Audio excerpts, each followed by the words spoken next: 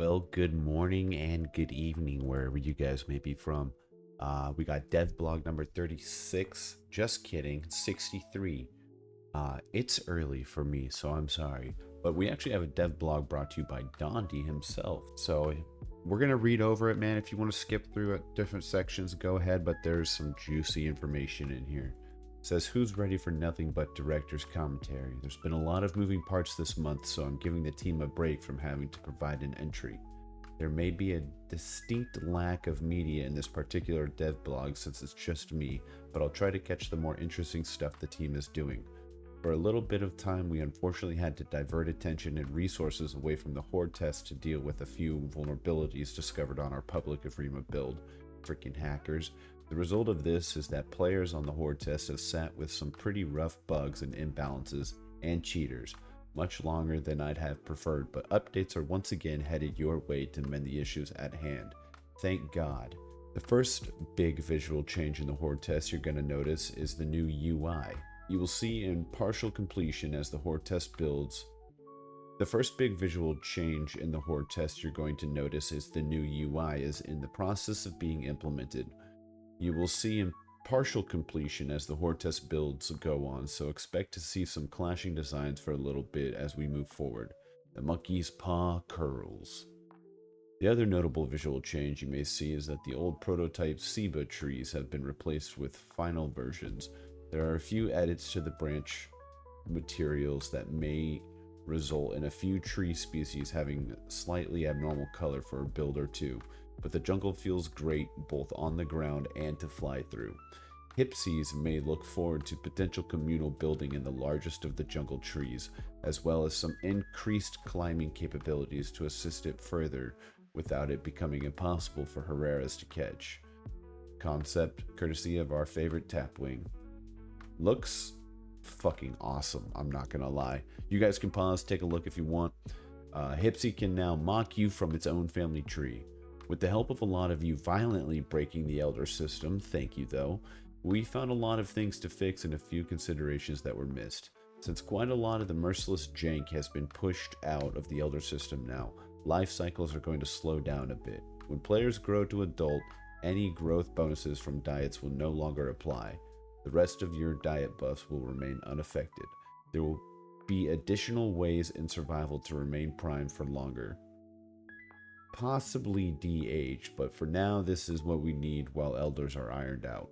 Note, remember, if the elder system isn't for you, server owners will have the option to, of course, take it off.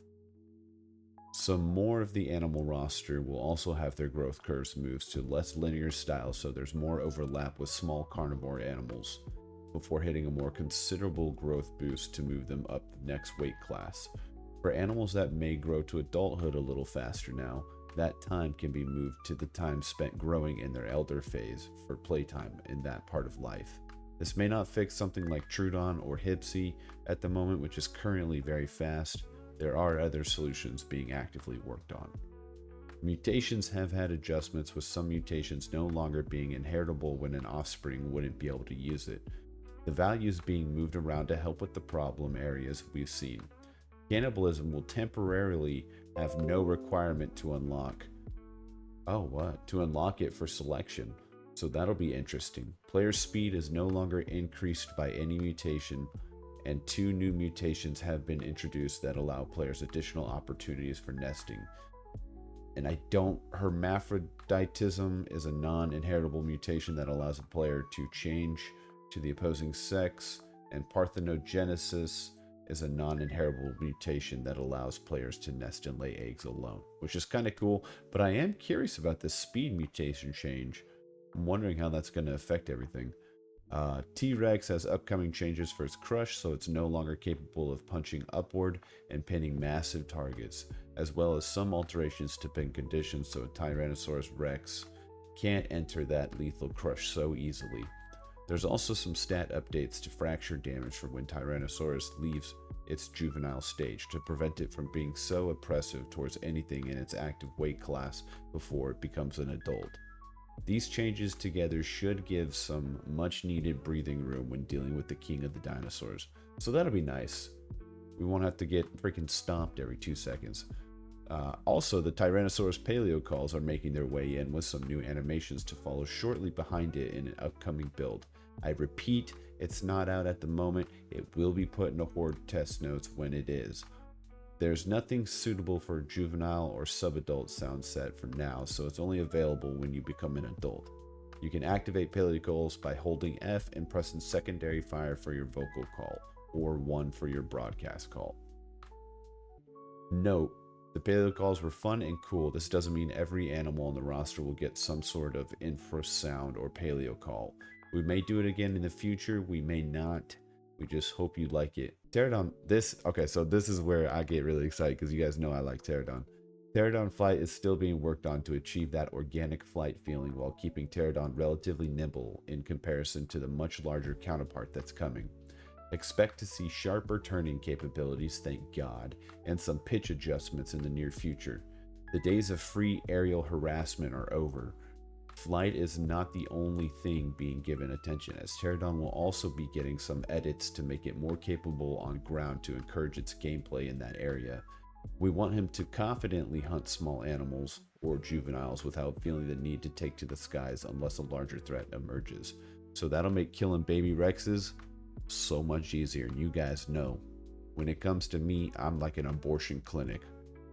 If there's a juvenile running around, I'm the Hoover vacuum. Anti-air commentary. Pteranodon can only attack heavier players on the ground while they are hovering in air brake, or they will knock themselves out of the sky. I don't know how I feel about that because there are some juveniles that are pretty heavy. We'll see how that works. Allosaurus has received a few more updates and is closing in. The new claw swipe is in, a mobile attack that has Allosaurus using its front limbs to slash targets alongside it without losing momentum, which also happens to be the last of its attacks to be implemented. Fantastic. The sound team has been moving quickly through the juvenile sound sets for this animal, though it may be introduced before they are all complete. To be clear, yes, Allosaurus will be moving into the Horde test alongside Tyrannosaurus. That's gonna be fucking brutal. There haven't been many visual haha funny meme bugs to display this month. At most, Allosaurus has an odd thing where it occasionally stares straight down really intently. Kind of looks like my cat whenever we've got treats for her and we haven't given it to her yet. Figure B, Allosaurus stares at the dirt where it belongs. The animation, this is, oh guys, my nipples are literally hard right now. The animation team has been everywhere. Allosaurus needed a few touch-ups found during testing, and the Tyrannosaurus paleo calls are nearly complete. But bringing Camarasaurus to life has been their main focus. This gentle giant will have an interesting life cycle, seeking shelter in dense undergrowth before growing to sizes no predator could hope to bring down alone. There is a unique approach planned for sauropod nesting and gameplay to set them entirely apart from the rest of the animals on how they work. But it must survive the testing phase first.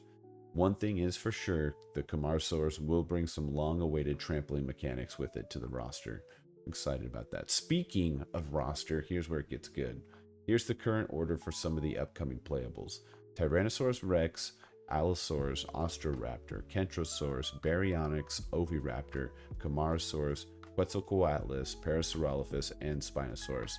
I'm literally so excited for Quetz. Honorable mention, no sweet details on everyone's favorite Hadrosaur, but now you know where Parasaurolophus is in the lineup. Spinosaurus is the last, as it's going to be a lot of work for one animal. The core vocal calls of the Ostroraptor are complete, keeping some familiar animal sources players may recall from previous versions. This gives the audio team a good jump on Ostroraptor, as the audio palette is already there. Once the Allosaurus audio is complete, the sound team will be jumping straight to this animal. Quetzalcoatlus got bumped up in priority to take advantage of the flight system being worked on. The Quetzal's rig is coming along with some tools to help the animation team based off of what we've learned since we first started Pteranodon. Once the animation team completes the Camarasaurus, they're diving in or taking off to Quetzalcoatlus. This animal will be a terrifying threat to things smaller than it, utilizing its reach to both close distance on prey or keep distance from predators. until it can retreat. But if you can get the drop on it, it's certainly not invulnerable. Was that just the trees creaking or something else? So I feel like he's going to have like a stealth tactic to him. As most of you know, Guts encountered some loading issues in the last engine update. These environments have been stashed, so they won't be lost in the future, but we're putting in a building shell, so it's just about the Guts system. I'll show you guys some screenshots.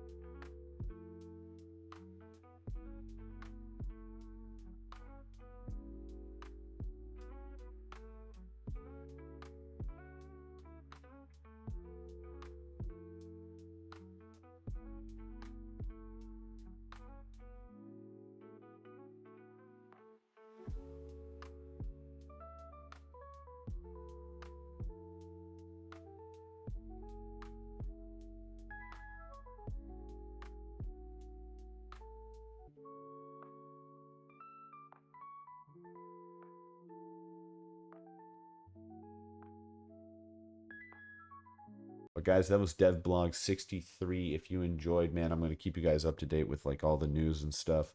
I did put in a ticket to get unbanned from the Isle Discord so I can do a little bit better. Fingers crossed that works out, but I'm going to get this video out to you guys. Love ya.